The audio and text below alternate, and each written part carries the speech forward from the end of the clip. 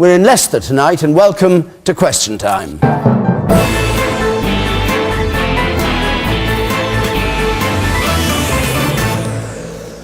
Good evening to all of you watching at home and to our audience here, and of course to our panel, a Conservative Culture Secretary and Equality Minister, Maria Miller, Labour's Shadow Environment Secretary, Mary Creagh, the Liberal Democrat peer Susan Kramer, who sits on the Parliamentary Commission investigating the banks, the Respect MP George Galloway, who returned to Parliament last year after the Bradford West by-election, and the editor of The Spectator, Fraser Nelson.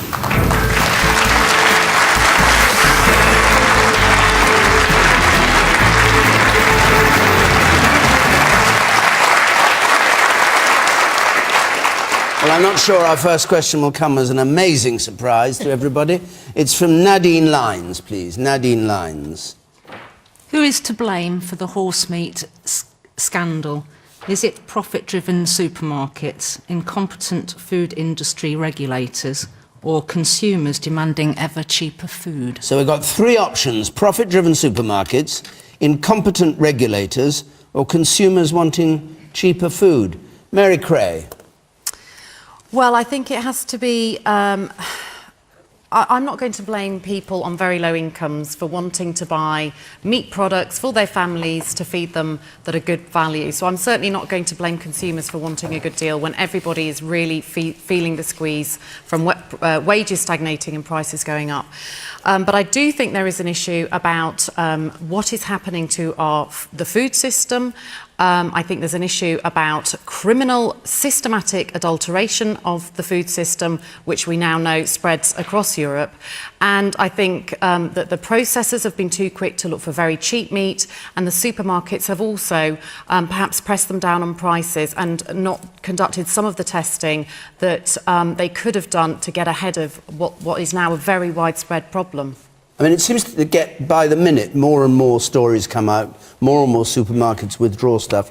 Is any of it dangerous, or is it just a matter of being lied to by people, that you think you're buying beef and you're getting horse meat instead? Well, people have a right to know that the food that they're buying is correctly labelled, is legal, and is safe for them to eat. And what started out as a bit of a, 3 or 4 weeks ago when Ireland announced they'd found the adulteration in the burger products, it was a bit of a joke. There were a lot of horse jokes going around. I think with last week's developments with Findus, where we saw that it was coming in from another route, from continental Europe, the events that we've seen even just this evening with arrests taking place this evening, with schools, Staffordshire County Council withdrawing products in its schools, and it now turning up in a fresh product this evening in a supermarket. I think we're finding that it's actually it's much more widespread than we could have first thought. And obviously, the more you look for it, the more you find. You, sir? Could this food crisis have been prevented had the Labour government in 2003 not withdrawn random processed meat testing? Well, Fraser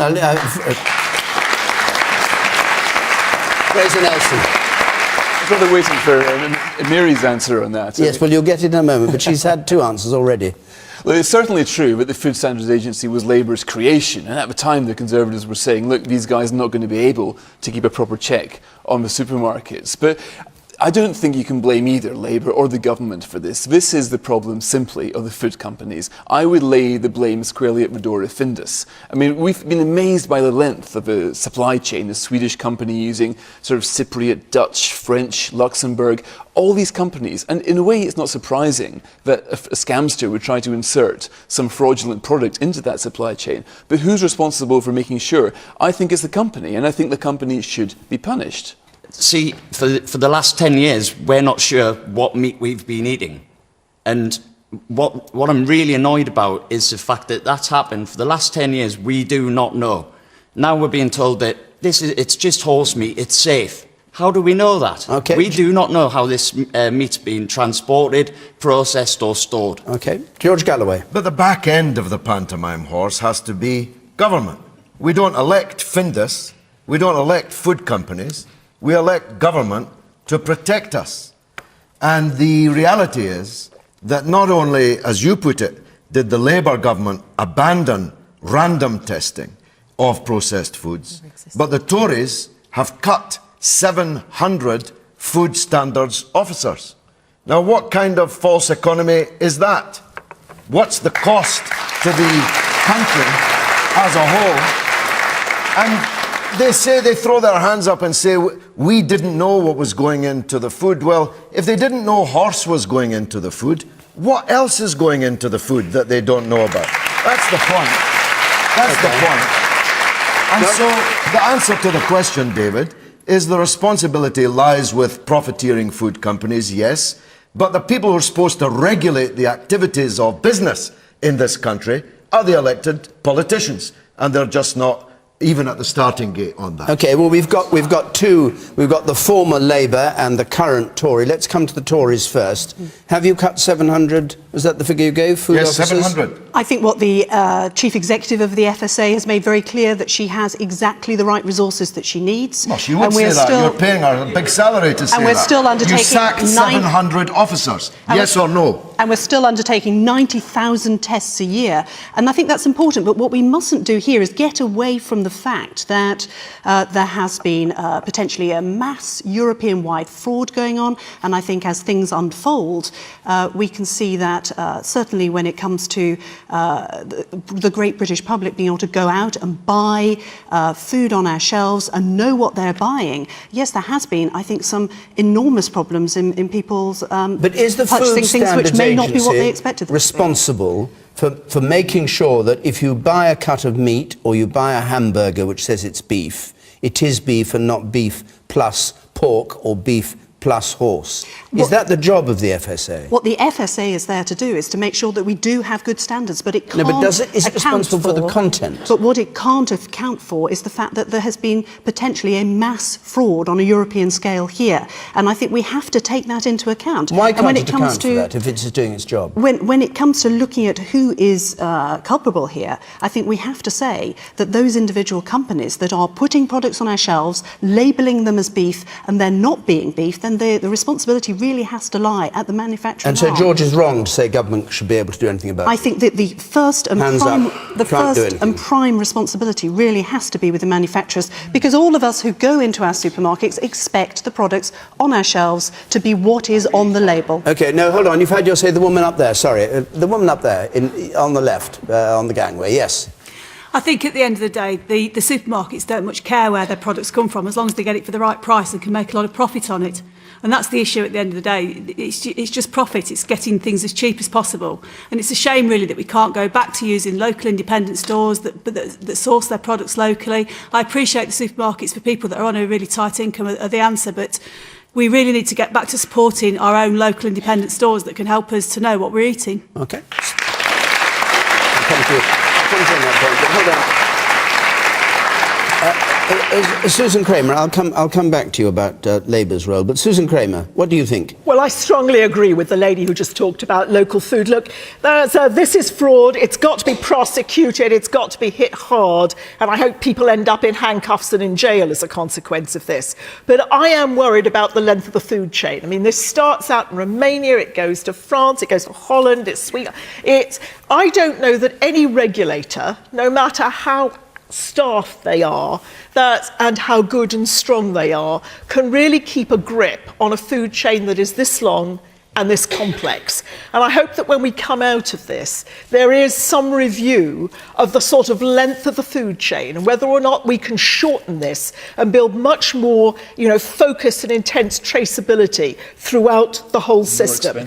It may be more expensive, but, there is a price to pay when you go cheap.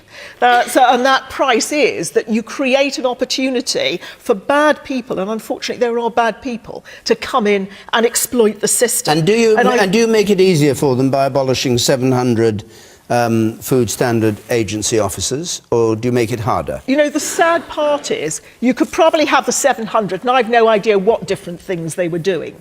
My question is, even if you had them back again, would that have made the key difference? Or is this so complex and so wide and so interesting, essentially, to the criminal bodies, that isn't going to be the answer? I mean, sometimes you have to look at the structure of things, not simply say, we just have to have a stronger regulator. Okay. I want a strong regulator, but we must look at structure. So, support your local butcher, And if you have to What, eat to a make little, your own hamburgers? well, and if you have to eat a little less meat but better meat, that is tough, and I know that's not easy.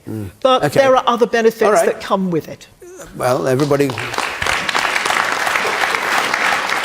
could all become vegetarian. There are a lot of people with their hands up, so I'd like to hear your views, actually. The person there in spectacles, in the 1, 2, 3, 4th row, you.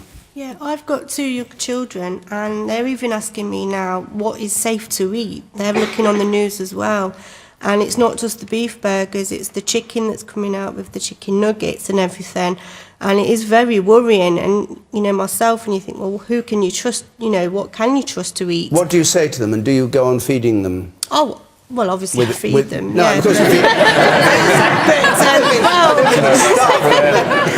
well, yeah, no, I look on the boxes and it says all like 100% beef or 100% chicken, and it's not. There's 98% or 50% or 76%.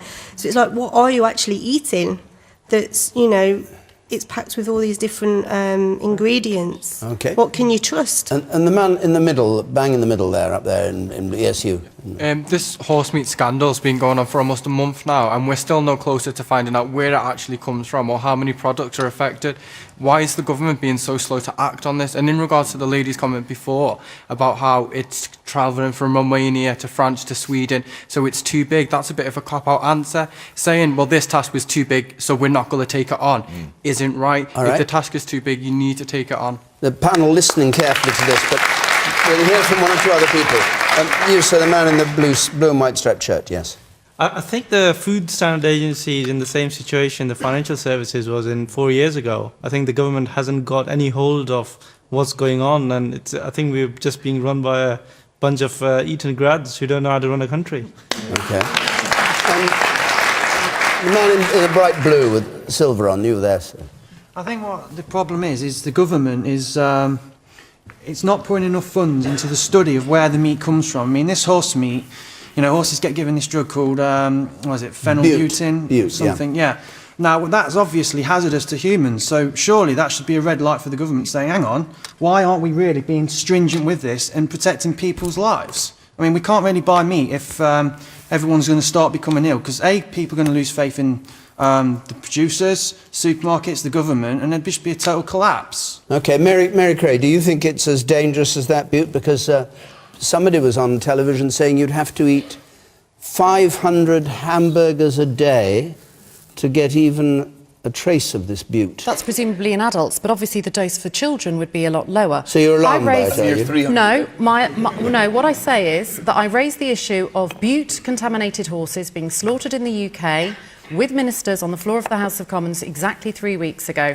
I had evidence that they were entering the food chain. What I want to know is, why did the government then start testing every horse in UK abattoirs, but still keep releasing them into the human food chain? That is simply not good enough. Ministers have been asleep on the job on this, and I'm afraid they cannot just keep hiding behind FSA officials on this, when actually they've been so catastrophically slow to act. And I just want to come back on this, George Galloway said about and the gentleman at the front who said we ended random testing. We did not end random testing. The last time we had intelligence that horse may have been in the food chain was 2003. There was no evidence from then to 2010 That's not that random, had then. No, That's that is right. intelligence-led. That's right. It's intelligence-led, and the last piece of intelligence that the government received was in November last year, when the Food Safety Authority of Ireland said we're going to start testing for horse, and they thought, well, that's lovely. Ring us up when you've got the results. And look, I think we've really got to be very careful. We've got to be very careful.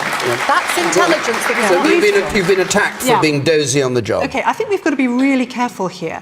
I mean, yes, we need to have strong regulation in an area like this, but also I think we should expect that people who are producing products, putting them on our shelves, labelling them as beef, and they're not beef, they have to be held to account. And we need to make sure that people are not let off the hook here by some political will to try and point score. And I think that's a really important point. But can I clarify one point, Maria? Is it, in your view, the government's job to make sure if I buy a can and it says beef, is it your job to make sure it is beef or somebody else's job? I think it's absolutely squarely the role of both the manufacturer and also the retailer to make sure the products that are on their shelves are absolutely as they should be. I mean, everybody is blaming government.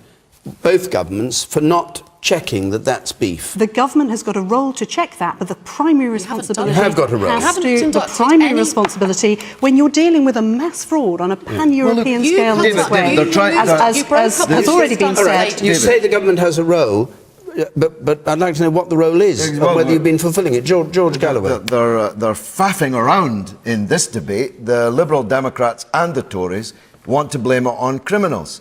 I may say, if it's all just a criminal matter, why did the Tories take 3 weeks to call in the police? Because that's what it took them before they asked the police in this country to start treating it as a crime. But this goes to the heart of the matter. There are consequences to deregulation. The Tories are always talking about we need to get rid of red tape and deregulate this. These are the kind of consequences that occur when you deregulate. And there are consequences to sacking public servants. So, George, you want to let the manufacturers off the hook? No, but I hold you responsible for what happens in this country, not Findus. We didn't elect Findus. We can't remove Findus, but we can elect and we can remove you, and I promise you, so you'll the British turn a people are blind about eye to do it. people who Look, are potentially committing a fraud. if you, not a blind eye, throw them in jail instead of in the House of Lords. The House of Lords is filled. I don't want a blind eye. I want you to face up to this. If you sack police officers, there are consequences. If you sack Food Standards Agency inspectors, there are consequences. It's time to end this cutting of public service workers as if public servants were some rubbish that can be easily dispensed of.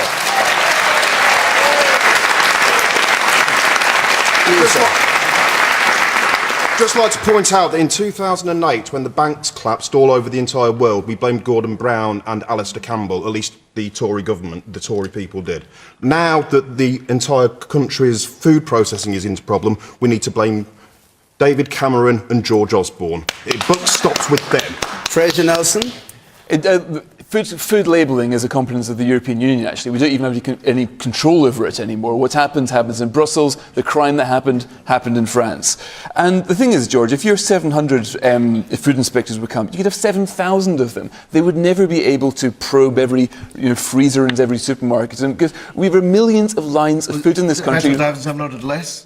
Is that what you're saying? Are you arguing it's better that we've got 700 less? Also, the job is not to look for horses. Their job is to look for food safety, which means food poisoning, and there are 500 people who die every year of food poisoning. That's what the FSA does. It doesn't go around, to answer your question, checking to see if horses. Perhaps it should, but that's what these guys were doing. If they were back, perhaps they probably would not have detected this. Now that... No. Fraser, you said that actually it's a European competence. This government has blocked attempts by the European Commission to get labelling of country of origin labelling on processed meat. They blocked it in 2011.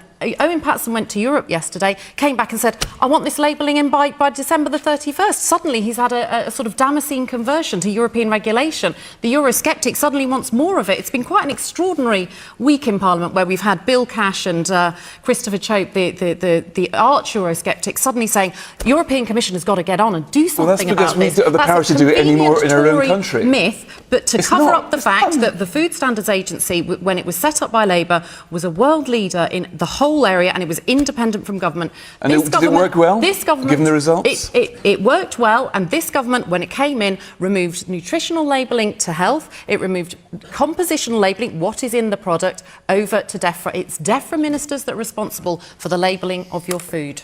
And you think it is possible to check hamburgers, tinned food, the whole range of things. Well, that's what ministers are telling us now. If DEFRA is doing its job properly. DEFRA has moved it back in-house. It's clearly not the right place for it to be. They've broken up the system. They've got to get on with it, put it right. If the system can't tell us if our food is fit to eat, then the system is not fit for purpose. Well, not fit to eat. It's whether it's what it says. Yes. Nobody says that's fit to eat. We don't want to eat beef when it's actually horse. You're making a very dangerous blur here. I mean, the lady asked, her children are asking, is this food safe to eat?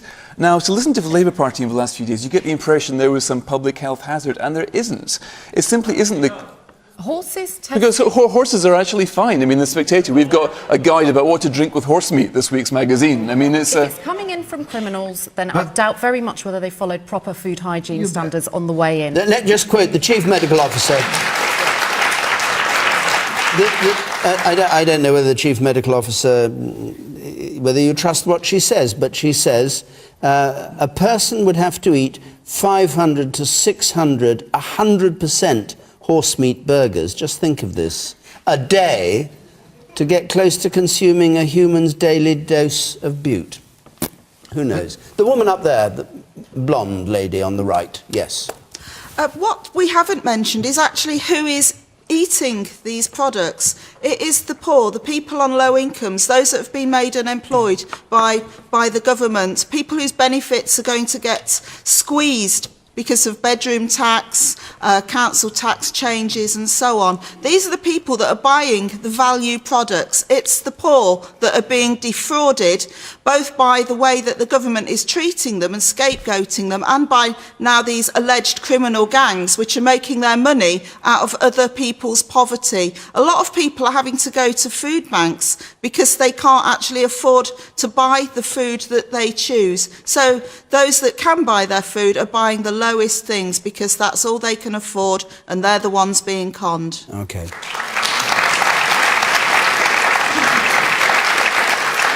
Do you know, I think on that note, though I know a number of you are still waiting to speak, we better move on because we've got a lot of other questions to come. You know at home you can join this debate, don't you, by Twitter or by text. Our hashtag for Twitter is BBCQT. We've got this new idea running of a Twitter panellist who comments, and you can comment on what the Twitter panellist says. It's Mark Pack from the website Lib Dem Voice tonight, and he's at BBC Extra Guest. If you want simply to text 83981, and the little red button will tell you what others are saying. OK, let's go on to another question. This is from Michael Joyce, please. Michael Joyce. Should the 10p tax be reinstated? This is the rage today, apart from the beef. Should the 10p tax, which was abolished by Gordon Brown, be reinstated? And it seems all the parties are circling around this, with the Tories backbenchers saying it should be, and Labour saying it may be, and I don't know where we've got to. Maria Miller, cast some light on this. Would you like to see the 10p tax reinstated? Well, certainly what I want to see is the taxation regime in this country work better for people, particularly on lower incomes, and that's what we've been working on in the last 2.5 years. But my concern is the way that the Labour Party have said they're going to pay for this. And that they're going to pay for it through what they call a mansion tax. Now, that may sound on the surface very attractive, but then when you actually try and work out how that's actually going to happen, that anybody in this room who pays council tax will then be subject to their house being revalued. And I think that if you remember the record of Labour under the last government, where they doubled council tax for every single household in this country, saw the equivalent of a doubling of their council tax, and I think we should all be very concerned indeed. But what would a mansion be, do you think? I'm not sure I saw the detail of that yet. Perhaps 2 million. Labour can... £2 million. 2 million. It's 2 million. It's nicked straight from the... But the point is... But the point is not... Maria. Sorry, the point is... Are you old enough to remember the poll tax? But the point is not that the mansions that are over £2 million would just be revalued. Every single household in this country would have to be revalued. Come back to the 10p tax. From the Tories' point of view, are you in favour of it being reinstated, the 10p rate, or not? Well, we've already cut taxes for 24 million people in this country. Yes or no, are you in favour of the 10p tax? Look, I'm not going to write the budget for the next... Would you like to see it? What I'd like to see is a proper tax regime in this country which actually supports people on lower incomes, and whether it's a 10p tax or in other ways. Or whether... So you don't rule out the 10p thing? I don't rule it out, but I think a lot of backbenchers want it. But I think we need to understand how it's going to be paid for, and that's really, I think, the concern that I've got. But you'd like to see it in the budget if it could be paid for? I think anything that reduces taxation has got to be a good thing. All right, well, I hope George is listening. I am. Susan Kramer. The 10p isn't good enough. What we've done so far is raise the starting point of tax. All the people who used to be in that 10p band, and then of course Labour put it up to 20p, but that's all the people who used to be in that 10p band are no longer paying tax at all. They're completely out of the income tax category. Now we're getting it up to, by the end of this Parliament, the starting point of tax will be £10,000 of earnings. That's up from about £6,490 when Labour was in power. We're arguing that should carry on up to the point you're really looking at minimum wage, so somewhere around the £12,000 mark. That's much more effective. It genuinely takes those people out of tax, but also it means that other people on the standard rate also benefit from the from the higher start. Are you in favour of the 10p tax being reinstated? It's not enough. But you're saying all these other things have been done. No, I'm saying it's been done. It will be done by 2015 up to 10,000. It's now nearly at 9,000. It's got to go on to 12. That is a far better way to use your money. It's more costly, but it's far better than this silly business of a 10p rate affecting £1,000 of income. I thought the Liberal Democrats rather wanted this. We want to raise the threshold, which is a far more effective way. That's why all the people who used to pay 10p and were on that band, which Labour raised, are now out of tax altogether. So you think they're not paying the 10p? You think that's exactly what we should be doing. Our tax cuts have to come to people at the bottom and people on standard rate. So are you, that's the only way you spread the burden. Are you against what Ed Miliband said today about It's insufficient. having a 10p rate? I'm not no, you going, say it's insufficient. Are you against it? Do you think that's the wrong way I'm altogether not going to to water down what I'm talking about and what my colleagues are fighting for in order to do a sort of pettiness of the Ed Miliband. It's not sufficient. Okay. It's too petty. All right. The man there in the middle with black hair. Yes, you're waving. Well, not drowning. In the last decade, Labour only put the personal allowance up just over £2,000, and when you remove that 10p rate, you clobbered some of the most poorest people. And I know from my brother's point of view, who's earning only £11,000, that really, really hurt. So Labour, don't put this gimmick in of here's a 10p and then whack it back off poor people, because it's not fair at all and it gives them false hope. So don't do it just to take it away from people. It's not fair. Mary Creagh?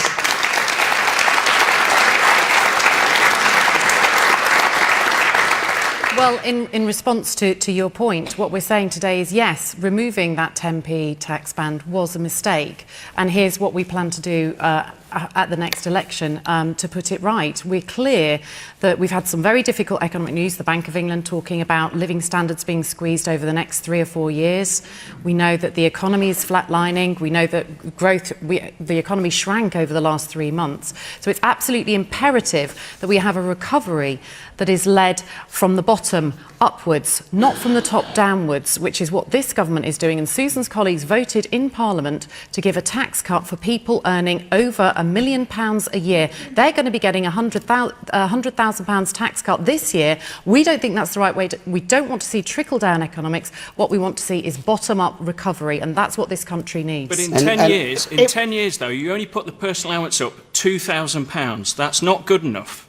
10 years and you only put the personal allowance up by £2,000. You need to look at the whole package of what we offered people in terms of working tax credits. I know that didn't work for people who were single and didn't have children. Or the young people in terms of lifting, as well. we lifted 1 million people out of poverty. We lifted a million children out of poverty and 1 million pensions out of poverty. And they were significant achievements in terms of dealing with the problem of poverty in our society. Can I just check one thing? Do you want to see this 10p tax rate as part of the next manifesto? Well, we've said today this is our clear direction of travel. This is a priority for us. What's the direction of travel? I have no idea what a direction of travel is. We are not right, unlike George Osborne, who promised to raise the inheritance tax threshold to over £1 million and then this week had to say, actually, I'm not going to be able to do that. We're not going to make promises that we can't keep. As the man said, we do not want to, we mustn't make promises and then renege on them. But what we are saying is we want a fairer tax system. This is where it starts. It's a clear way that we are moving, and we are consulting on how to get it absolutely right. So nobody can believe you'll do it. You just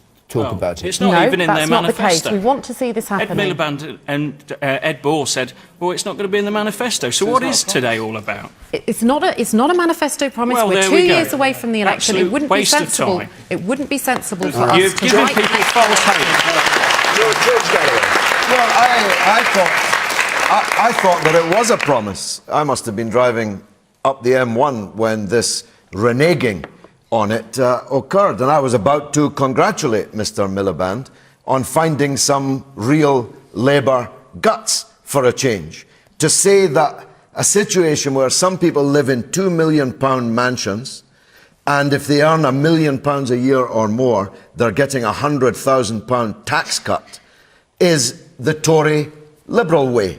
The Labour way is to cut the taxes of the people at the bottom, not least because the people who earn the least, if you give them more by cutting their taxes, they'll spend it, and they'll spend it here, in our shops, on local services, local goods, and that will drive the economy. If you give £100,000 tax rebate to a millionaire, he's spending it in Monte Carlo, or he's spending it on his villa in Nice, or on another foreign tour. The reality is, the poorest people, the best engine for the economy is to cut the taxes of the people at the bottom. George, when you were involved with the governing party, you did not do it. I'm one and of what the... is happening now, let me tell you something.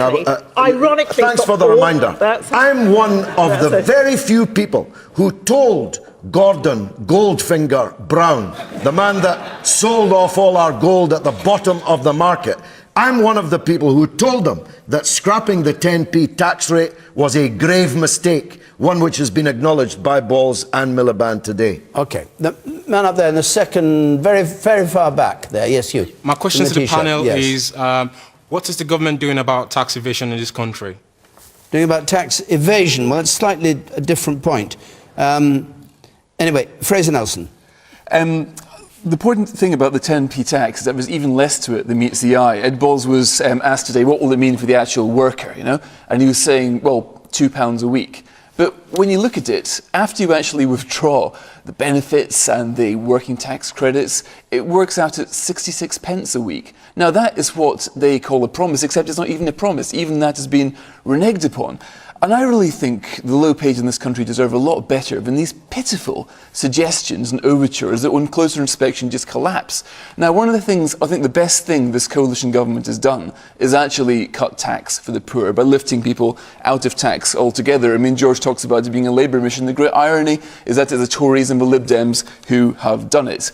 But I think we need to go much further. Right now, youth unemployment in Britain is at, I would say, crisis levels. So what I think we need to do is have a major tax cut for the low paid. And by major, I would say give people the equivalent of a month's extra salary a year. Now, that really would, I think, bring help to the people who need it. And I really wish to God we would stop talking about these, you know, like 10p tax things, which always end up as being a con. This sounds sort of nice to start with, but I really wish if the Labour Party was serious about helping working people, it would come up with something that would genuinely leave more money in their pockets. So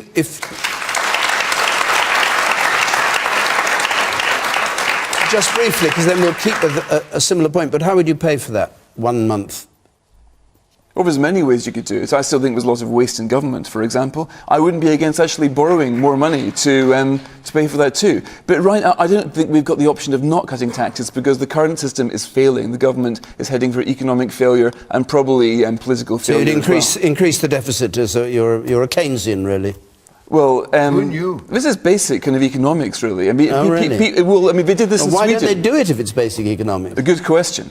But they did this in Sweden recently, and it worked. Deficit-funded tax cut for below paid, and it worked. We've talked about whether the 10p would affect poorer people, and Fraser mentioned people out of work. Let's take a question from David Hawkes, which is relevant to this, please. David Hawkes.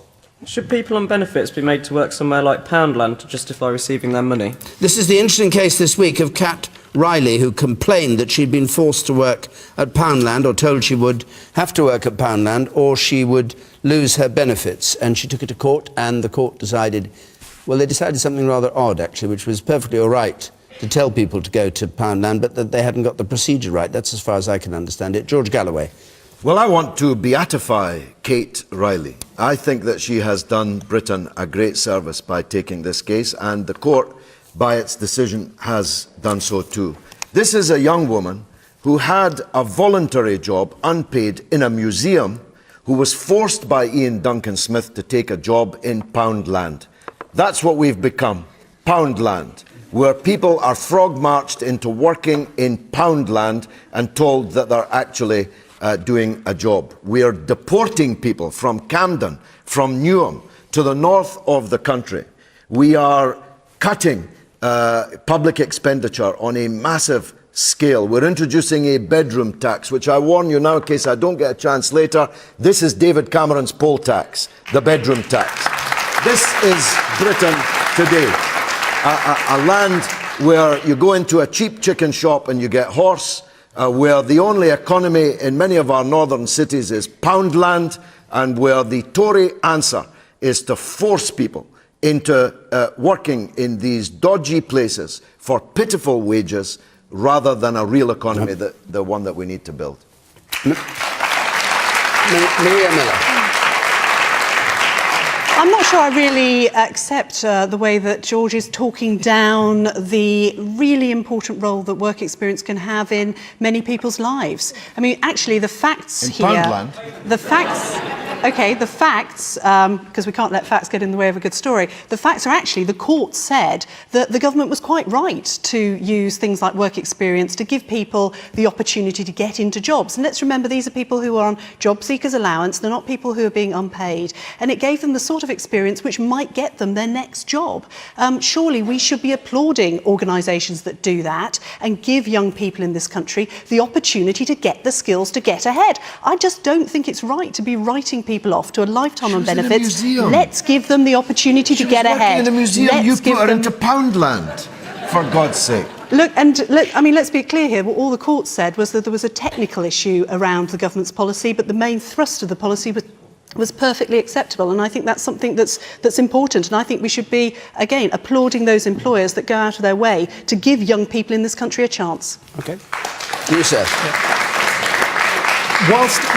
Whilst it's important for young people to get experience, you have to make sure it's relevant to their skills and in getting them into a job. There's no point giving a person who is, one, volunteering, two, educated at university, to then force them just to do cleaning jobs, menial jobs that don't actually help them get into work. What you have to provide is meaningful placements that will support them in developing skills and getting into real job prospects, not just simply using it as a form of punishment because you're on benefits. It has to be driven by providing skills to help people into jobs, not just to get them... Susan Kramer, do you think it was a...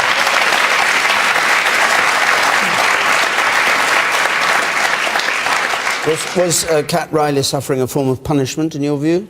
I'm a huge fan of work experience, and if I'd been unemployed for over a year and my volunteer job wasn't doing me any good in terms of getting an employer to take me seriously, and somebody offered me a few weeks or a couple of months' work somewhere, you know, I'm getting my benefits, so that, you know, in a sense I owe back, I think, for my benefits, I would take it. And if one of my children was in that situation, I would tell them to go and take it.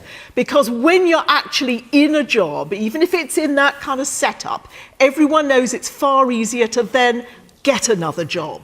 You go and apply and you can push. And I think work experience, I don't regard jobs as particularly menial. There are all kinds of jobs from which you can learn a whole series of different experiences. It's terrific if you can find something that fills a real gap in your training. I think that would be fantastic. But I would go for work experience. Cat Riley was a geology graduate. She was a geology graduate who wanted to work in the museum sector, so surely she was rather in the round hole in a round... You know, I don't want to talk about one particular individual, but we can at least accept, can't we, that her CV wasn't selling her to employers. They weren't coming out and offering her jobs. So she's either in a situation of saying, I will take nothing, I'll stay on benefits till I get a job in the area I want, or you have to then compromise and take jobs in other areas. That's what I would do personally.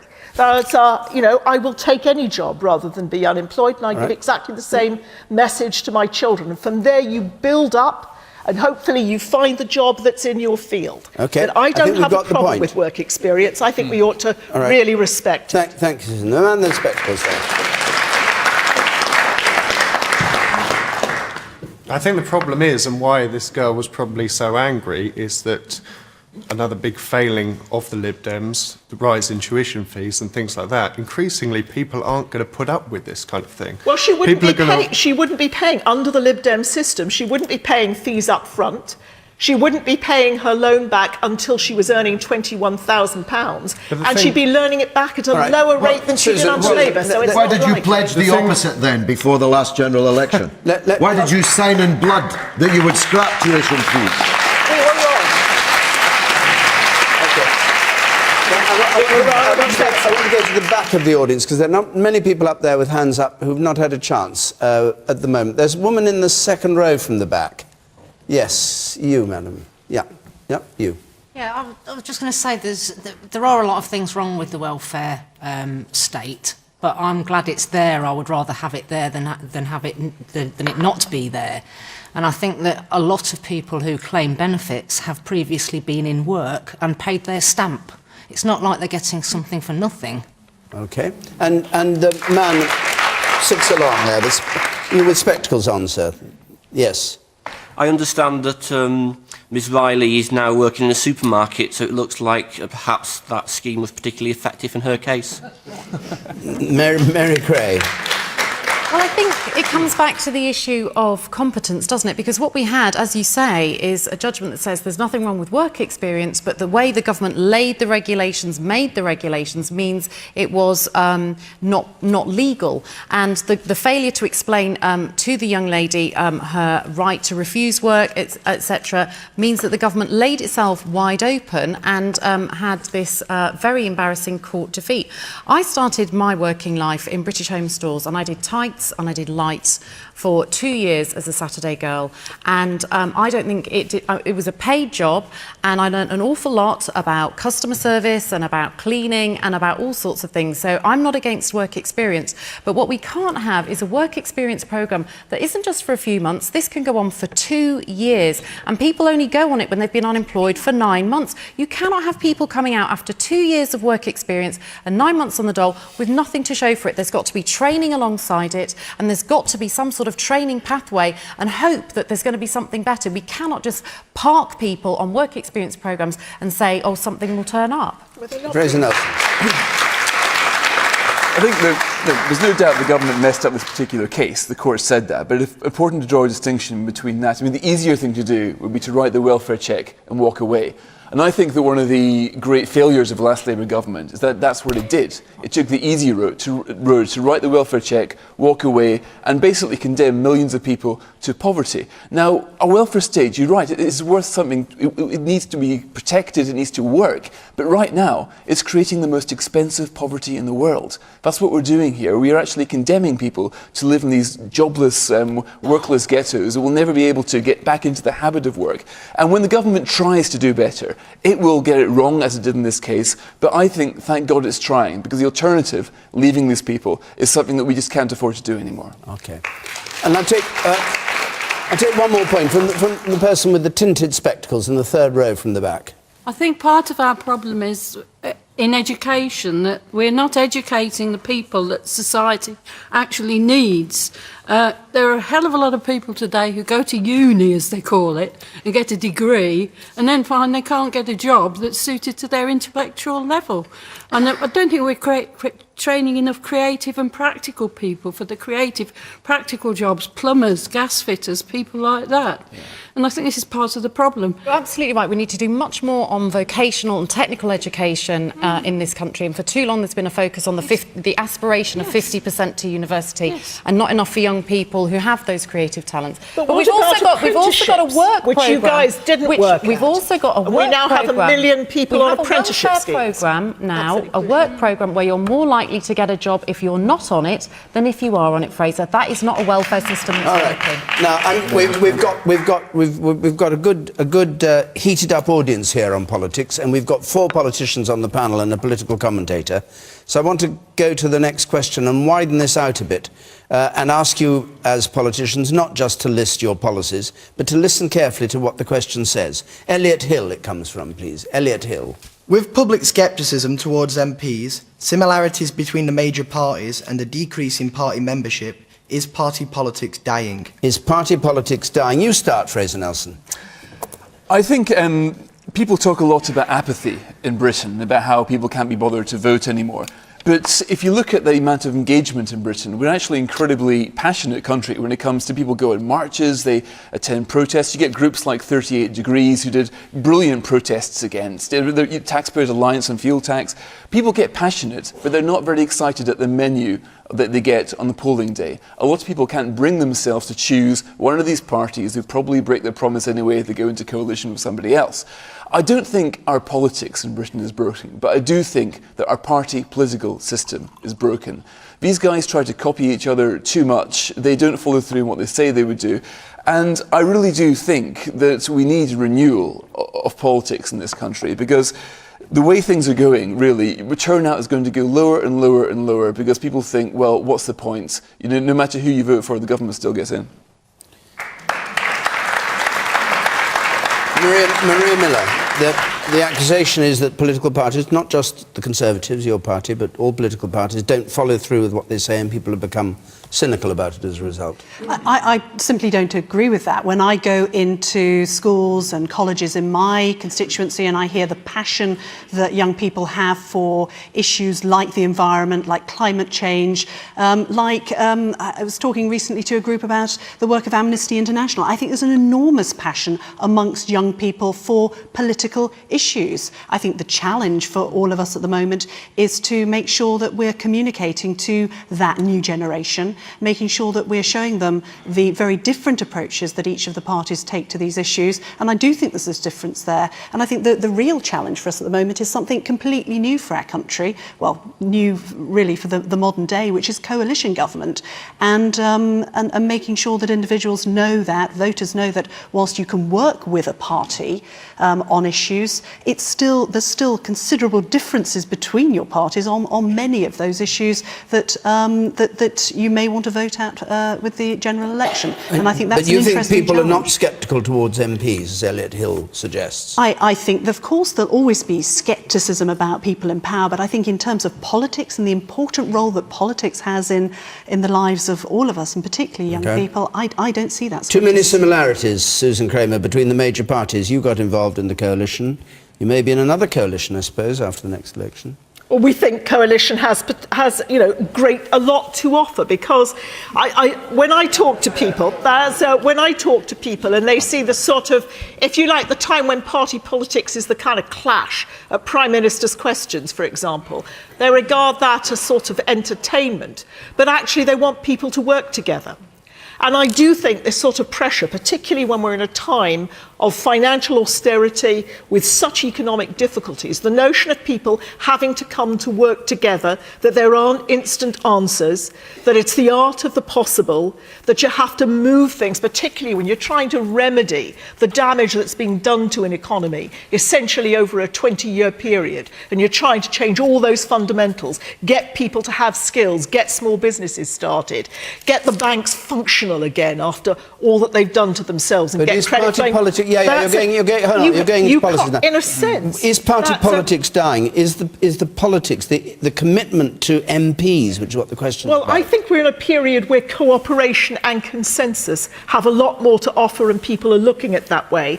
Right. As for MPs, I think it's true that with the scandals that we had in the past, MPs lost trust, and in a way I think you can say rightly so. And I recognise I'm part of the political group that not individually but collectively lost that trust, and we're going to have to earn it back again. Let's hear from but our I audience do think again. Consensus has a lot to offer. All right, let's hear from our audience. The person in purple there, and then I'll go back up there. You. Yeah, I'm just wondering, if you say you're all sort of fighting for the people, when do you listen to the people that you are there for? You think that doesn't... No, you don't listen to the people. You've got to listen to the people, what they want, what's interesting. And are you talking about any particular party or all MPs? You think all no MPs? Isn't George Galloway? Does George Galloway listen?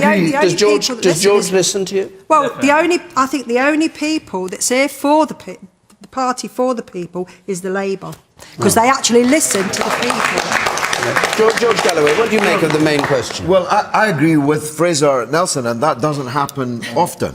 Actually, people in this country are fantastically interested in politics. I have hundreds of thousands of people following me on Twitter and Facebook, And not only are they absolutely engaged with all the vital political issues of the day, they're extremely well informed, oftentimes better informed than I am about some of the issues that are in front of us this evening. The problem is, in this country, the political parties, Tweedledee, Tweedledum, Tweedledee and a half. If a backside could have 3 cheeks, these would be the 3 cheeks. I've heard that one and there's before. no difference. That's a good one, though. Yeah. It's a good one, though. I would say stop me if I've Why heard don't- it before. why don't I you- have, why George. don't you think of something memorable to say that people will remember? be Because slapping that's yours what at the we end of the show. needed. That's what's needed. The reality is these 3 parties believe that politics has only an inch in which we can differ. That we differ about the colour of the walls that will paint the departments in Whitehall. That it'll be a penny off this, a penny on that. In reality, people know that this country isn't working, that our institutions are in a state of collapse, and that a radical change is necessary. And if you put forward a radical change, people may or may not agree with the radical change you propose, but they are ready to listen to it. And my last point is this. I'm sorry, I don't want to get personal. But we have a parliament full of expenses frauds. We have a parliament that's almost always on holiday. Since I was elected 11 months ago, parliament has been on holiday almost 50% of the time. And the rest of the time they're filling in their expenses forms. That's the face of British politics so far, including in the House of Lords. Unless I'm including deaf, in the George, House of Lords. Unless I'm deaf, when you arrive, they complain that you're never there now. I'm there every day. Where are you? No, Yeah, no, no. I'm in Parliament every day, and my expenses are virtually the lowest in England. And people are following what I have to say because I'm different from these 3 cheeks Can I say, of the George, same that if backside. you're actually doing your job as a Member of Parliament when we're in recess, what we're supposed to be doing is actually in our constituencies, You're on working with beaches. You're our lying on constituents beaches. there. All right, And I think you may be Four right. behind you, four rows behind. Isn't it our democratic system that's actually broken? I go to a polling booth and have to vote for the best of a bad bunch because I don't want the Tories to get in. It's not who I want to vote for, but it's who's going to stop a different party getting in. If AV had gone in, or we did have proportional representation, I would be able to vote for who I believed in, rather than who would stop the Tories from getting in. We tried. Mary People Creagh, hold decided on. Mary Creagh. Well, I don't think our society's broken, and I don't think politics is broken, and I think that George Galloway's rhetoric about how awful everything is actually dangerous and deeply, deeply cynical. I'm ambitious for this country. I didn't come into politics to govern slightly better or to make little changes. I came into politics because I wanted to change the world, and I started that as a local councillor. I've carried on being elected to being an MP, and I go out every Friday when I'm at home in Wakefield. I go out and listen to the people, and I meet them picking up their children from the school gates in the snow, in the hail, in the sun. They'll see me there. I've got 30 odd schools, and I go around every one of them. I listen to what people tell me, and when they tell me stuff, I act. I take out the police with me sometimes, and I'm passionate about the role that politicians can play. And if you go to countries where politics really is broken, I went to South Sudan last year, I went to Rwanda, I've been to Congo, I've been to places where terrible things have happened because of catastrophic political failure. I don't think people in this country really understand just how lucky we are with our system. All right, can I go back to Elliot Hill, who asked the question? What do you think of what you've heard, and what's your view? I think there's a big difference between passion over politics and passion for parties in politics. I notice a few panel members sort of talking about this, Amnesty International, I think Maria Miller said, and people been really interested in these political issues, and that's definitely true. But whether they're so interested in parties is a different matter. I think they're on the way out if they don't do something. And the minute the public do realise that parties are expendable and they can work very well, politics can work very well without them, it might well change the entire political system. So you have more independent MPs, you mean? Perhaps, yeah. The man in the white suit there. You, sir. One thing, we're talking about coalition and working together as being the solution to political problems. I have to disagree with that when the Liberal Democrats voted against the boundary changes for constituencies very recently, and therefore the public see that politicians are playing their own game. If it's in their favour, we'll vote against it. But that's playing against what the public need, which is a fair say in who gets elected. Fraser Nelson, do you agree with that on this boundary change point? Oh yeah, I mean, this is the thing, the politicians going about constitutional reform, but only the type that benefits their own party. And it's really depressing. You could tell that they broke the deal and you can pretty much write the script. But I'd say to Elliot, if you think the situation is bad now, then wait until they get state funding for political parties. I mean, right now, they're losing members, all the main political parties, and they're in problems because they've got to find financing. Now, if they say, God, nobody wants to give us money, so let's get the government to give us a bailout. Now, that's still on the cards, which is why it's so important it should never happen, because they should be forced, all of them, Labour, Tories, the Lib Dems, to go and find ideas that people think are worth supporting. Either do that or go bust. And yet the drop in membership is absolutely staggering, isn't it? When the Tories have halved under Cameron alone, pretty much. In the 50s, the Tories had 3 million members, Labour had 1 million members. You, sir, on the left here. Yeah, doesn't the panel think that the despondency shown by the general public at the moment towards the political parties, is it not because, you know, before an election, they promise, all parties promise this, that and the other, so they vote them in, and then after they renege on what they've promised. And has it ever been different in your view? Yeah, no. It was. No, it was. Every single election, they've always gone back on what they parties said. used to be very different, but now the Tories are giving us just as much debt as Labour was planning to. So you do wonder what all that fuss was about. We're a bit out of time, but because of where we are, I'm just going to take this question from Joseph Sharp, and it'll be a yes or no around the panel. Joseph Sharp, please. Okay, just like to ask the panel, where should Richard III be buried? Leicester, Westminster or York? Or indeed Gloucester, as some have said. George, quickly. Has to be York. He built a mausoleum for himself there. and a person's last wishes should be honoured. He wanted it to be York. It must be York. Maria Miller? Well, we've made sure that Leicester University has got some say in this, and I think there's a sort of a rule generally that when you exhume bodies from the ground, you try and rebury them somewhere close to where they were taken out. OK, Mary? It's one for Leicester. I think Westminster where his wife is. Richard has been lying under Leicester Council Social Services car park for the last 500 years. I think he deserves a decent burial in Leicester Cathedral.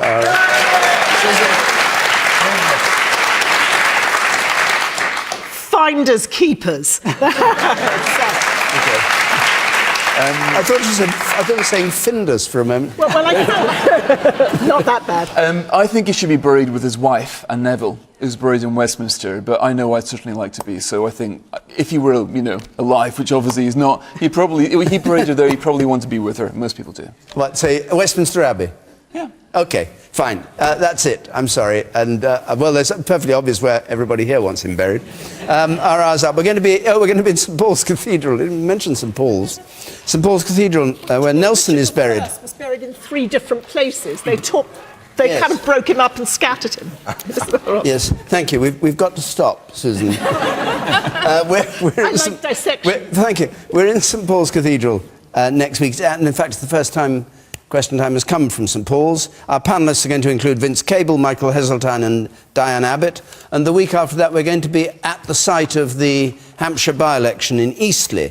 We'll be going live just after the polls closed on that by-election triggered by Chris Huhne's plea of guilty, of course, in the courts. Now, if you'd like to come either to St Paul's or to Eastleigh, you can apply by our website. The address is there on the screen. Or you can call us 0330 123 99 88. You'll be catechised by our administrators. It will be extremely nice to see you for those 2 occasions. My thanks to our panel here and to all of you who came to take part in this programme from Question Time here in Leicester.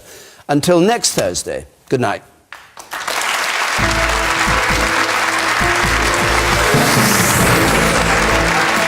The Great British Political Menu next on BBC One. Tuck in with This Week.